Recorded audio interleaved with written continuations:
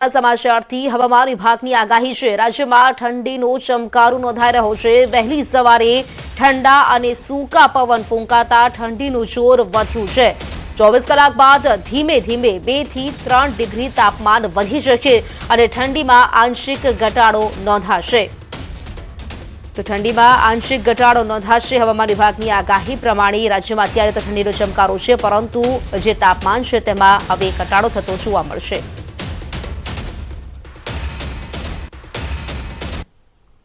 રાજ્યમાં ઠંડીનો ચમકારો વધી રહ્યો છે અને તેનું કારણ છે ઉત્તર પૂર્વના પવનો ફૂંકાણા અને જેના કારણે ઠંડીનો અહેસાસ છે તે થઈ રહ્યો છે।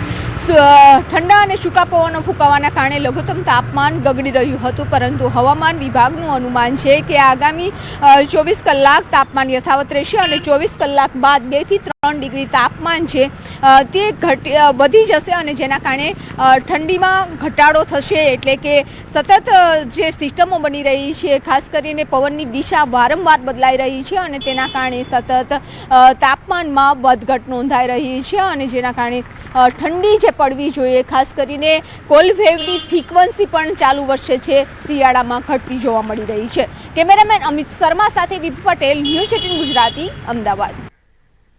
મહારાષ્ટ્રમાં 29 મનપા માટે આજે મતદાન। 1700 થી વધુ ઉમેદવારો ચૂંટણી મેદાનમાં।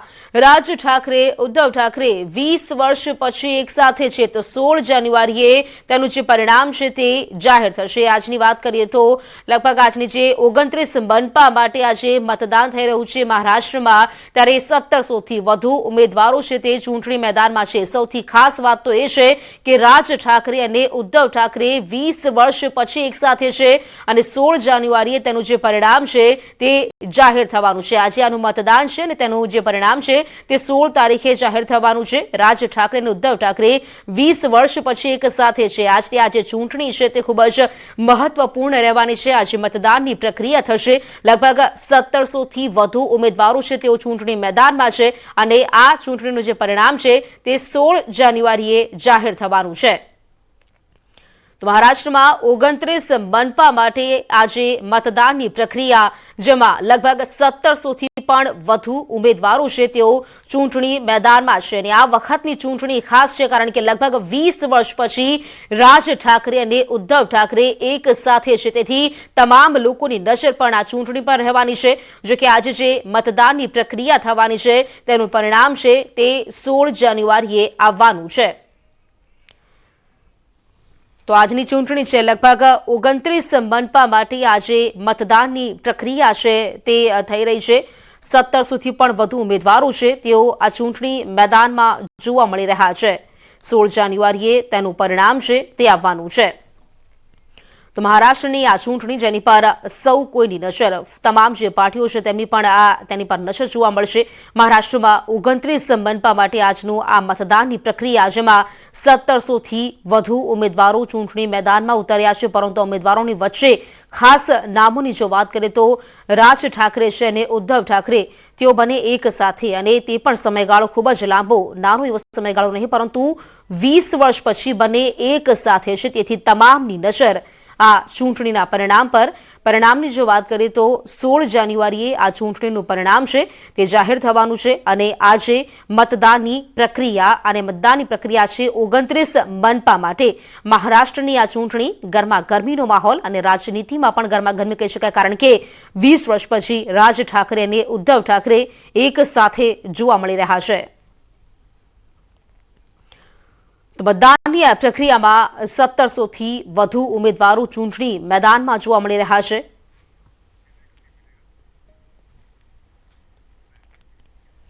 મોરબીમાં અસામાજિક તત્વો બેફામ બન્યા છે। વાવડી રોડ પર એક પરિવાર પર જાહેરમાં ધોકા સાથે હુમલો કરવામાં આવ્યો।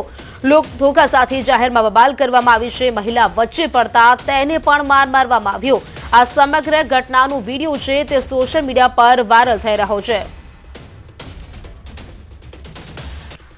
તો મોરબીમાં વાવડી રોડ પર જાહેરમાં બબાલ થઈ છે, જેનો વિડીયો પણ સામે આવ્યો છે। ધોકા વડે એક પરિવાર પર હુમલો કરવામાં આવતો હોય તે પ્રકારનું આ વિડીયો છે।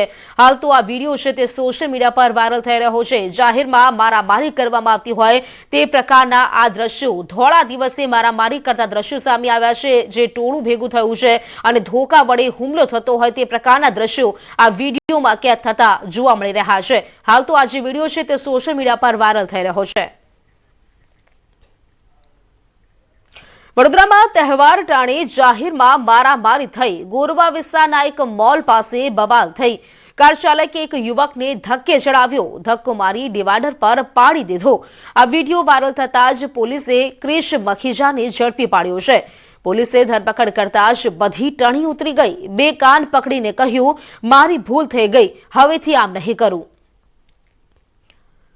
તો વડોદરાનો પણ આ વિડીયો સામે આવ્યો છે। આપ જોઈ શકો છો કે એક યુવક બીજા યુવકને ધક્કે મારતો જોવા મળી રહ્યો છે। ધક્કો મારી તેને ડિવાઈડર પર પાડી દેશે।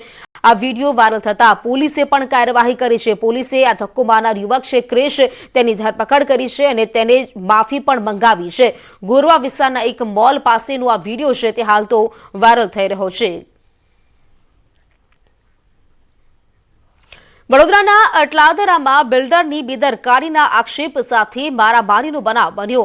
સ્થાનિકોનો આક્ષેપ છે કે આડેધડ ખોદકામના કારણે નજીકની સોસાયટીમાં સેફટી વોલ તૂટી પડી હતી અને એક મકાનનો પાયાનો ભાગ પણ તૂટી ગયો હતો, જે બાદ બિલ્ડરની સાઇટ પર સ્થાનિકોએ હોબાળો કર્યો હતો। સ્થાનિકો પહોંચતા કોઈ જવાબદાર વ્યક્તિ મળ્યું ન હતું, જે બાદ હાજર એક વ્યક્તિ સાથે લોકોએ મારપીટ કરી હતી। સ્થાનિકોએ બિલ્ડર સામે કાર્યવાહીની માંગ કરી છે।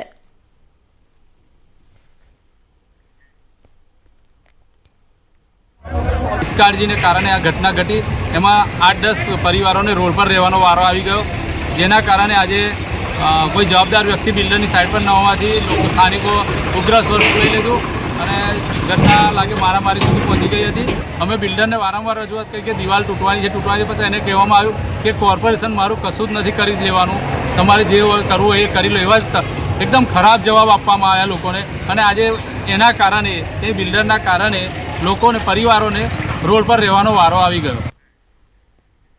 તો અટલાદરામાં દાહોદમાં એક અસ્થિર મગજના યુવકે ભારે કરી। શહેરના ઠક્કર ફળિયા વિસ્તાર નજીક ઓવરબ્રિજની સામે આવેલા 60 ફૂટ ઊંચા એક વીજ પોલ પર એક અસ્થિર મગજનો યુવક ચડી ગયો। રેલવે લાઇનની પાસે આવેલા ઊંચા વીજ પોલ પર ચડી જતા લોકોમાં ભારે દહેશત ફેલાઈ હતી, જે બાદ સ્થાનિકોએ ફાયરની ટીમને જાણ કરી હતી અને ફાયર વિભાગ સહિત રેલવે અધિકારીઓની ટીમ ઘટનાસ્થળ પર પહોંચી વીજ પોલ પરથી યુવકનું રેસ્ક્યુ કરી તેને નીચે ઉતાર્યો હતો। તો આ યુવક વીજપોલ પર ચડી જતા ભારે હડકંપ મચી ગયો હતો। અસ્થિર મગજના યુવક અચાનક તે વીજપોલ ચડી ગયો હતો। 60 ફૂટ ઊંચા વીજપોલ પર ચડી જતા અફરાતફરી સર્જાઈ હતી। લોકોના ટોળા ભેગા થઈ ગયા હતા, ત્યારે ફાયર અને રેલવેની ટીમે આ યુવકનું રેસ્ક્યુ કર્યું હતું।